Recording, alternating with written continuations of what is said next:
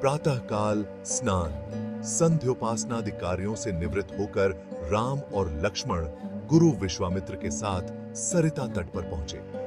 एक वनवासी मुनि ने विश्वामित्र के साथ दो सुकुमार बालकों को देखा तथा उनका परिचय प्राप्त कर वे एक छोटी सी सुंदर नौका ले आए और विश्वामित्र से बोले, हे मुनिराज, आप इन राजकुमारों के साथ इस नौका पर बैठकर सरिता पार कर लीजिए। विश्वामित्र जी ने उस मुनि को धन्यवाद दिया और राम तथा लक्ष्मण के साथ नौका पर सवार हो गए। इस प्रकार वे सागर से मिलन की आतुरता में कलकलनाद के साथ दौड़ती जा रही उस नदी को पार कर गए। नदी के उस पार एक भयानक वन था।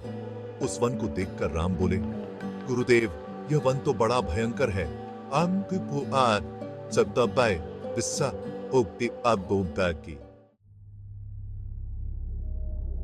सभी ओर से सिंह, व्याघ्र आदि हिंसक पशुओं के दहाड़ने और हाथियों के चिंघाड़ने की ध्वनि आ रही है।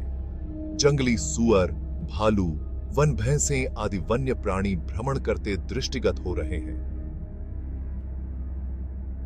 वृक्षों की सघनता के कारण सूर्य का प्रकाश इस वन के भीतर घुसने का साहस नहीं कर पा रहा है और इसी कारणवश चारों ओर अंधकार हो रहा है। इस अति दुर्गम वन का क्या नाम है? राम के इस प्रश्न का उत्तर विश्वामित्र ने इस प्रकार दिया, हे राघव, पूर्व काल में इस स्थान में वन न होकर मलदा और करुप नाम के दो बड़े समृद्ध राज्य हुआ करते थे। दोनों ही राज्य ऊंची ऊंची अट्टालिकाओं, वीथिकाओं तथा सुंदर पत्थों से सुशोभित थे तथा धन धान्य और समृद्धि से परिपूर्ण थे। दूर दूर के व्यापारी यहां पर व्यापार करने आया करते थे, किंतु ताड़का नामक एक यक्ष कन्या ने उन दोनों राज्यों का विनाश कर दिया। ऋषि विश्वामित्र ने आगे बताया, ताड़का कोई साधारण स्त्री न होकर सुंद नाम के राक्षस की पत्नी और मारीच नामक राक्षस की माता है। उसके शरीर में 1000 हाथियों के बराबर बल है और वह अत्यंत पराक्रमी और शक्तिशाली है। इस प्रदेश को नष्ट करने के पश्चात ताड़का ने अपने पुत्र मारीच के साथ मिलकर यहाँ के समस्त निवासियों को मारकर खा डाला। अब उनके भय से यहाँ 2-2 कोस दूर तक किसी मनुष्य की परछाई भी दिखाई नहीं देती। भूलवश यदि कोई यहाँ आ भी जाए तो जीवित नहीं लौट पाता। उसी ताड़का का संहार करने के लिए ही मैं तुम्हें यहाँ लाया हूं। राम ने आश्चर्य से पूछा, गुरुदेव, स्त्रियां तो कोमल और दुर्बल होती हैं, फिर ताड़का में 1000 हाथियों का बल कैसे आ गया? ऐसा प्रतीत होता है कि अवश्य कुछ न कुछ रहस्य है। देखिए। विश्वामित्र बोले, वत्स, तुम्हारा कथन सत्य है और वास्तव में इसके पीछे एक रहस्य है। सुकेतु नाम का एक अत्यंत बलवान यक्ष था। वह संतानहीन था, अतः संतान प्राप्ति के उद्देश्य से उसने ब्रह्मा जी की कठोर तपस्या की। उसकी तपस्या से प्रसन्न होकर ब्रह्मा जी ने उसे संतान होने का वरदान दे दिया। परिणाम स्वरूप ताड़का का जन्म हुआ। सुकेतु के द्वारा ताड़का के अत्यंत बली होने का वरदान मांगने पर ब्रह्मा जी ने उसके शरीर में 1000 हाथियों का बल दे दिया। विवाह योग्य आयु होने पर सुकेतु ने ताड़का का विवाह सुंद नामक राक्षस से कर दिया और उससे मारीच का जन्म हुआ। मारीच भी अपनी माता के समान बलवान और पराक्रमी था।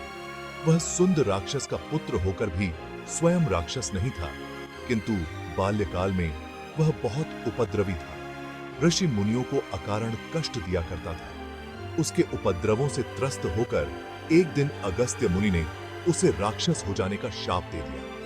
अपने पुत्र के राक्षस गति प्राप्त हो जाने से सुंद अत्यंत क्रोधित हो गया और अगस्त्य ऋषि को मारने दौड़ा। इस पर अगस्त्य ऋषि ने शाप देकर सुंद को तत्काल भस्म कर दिया।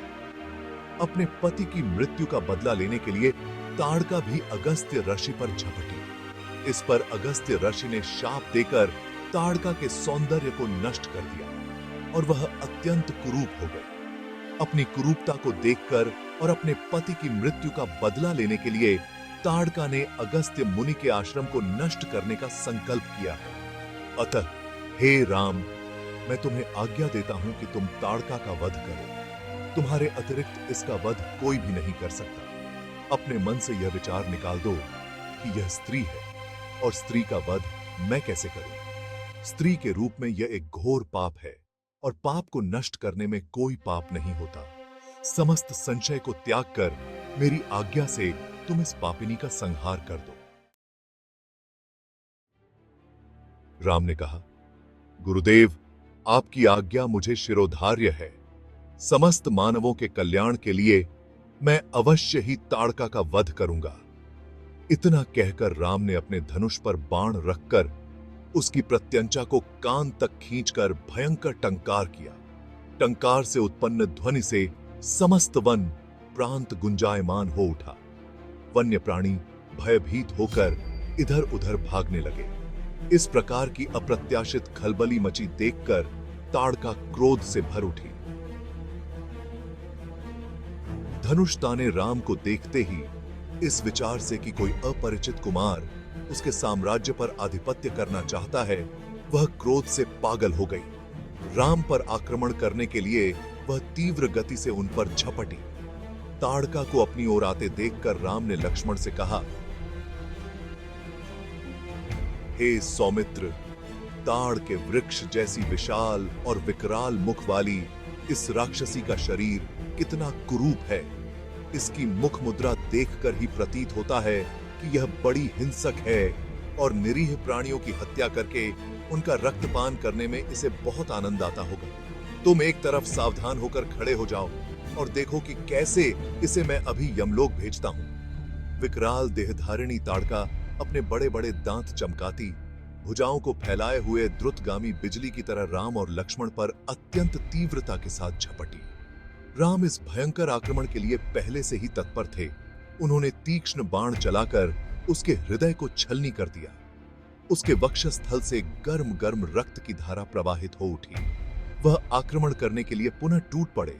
इससे पूर्व ही राम ने एक और बाण चला दिया जो सीधे उसके वक्ष में जाकर लगा।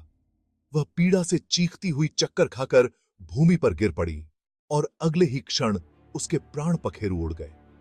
राम के इस रण कौशल और ताड़का की मृत्यु से ऋषि विश्वामित्र अत्यंत प्रसन्न हुए। उनके मुख से रामचंद्र के लिए आशीर्वचन निकलने लगे।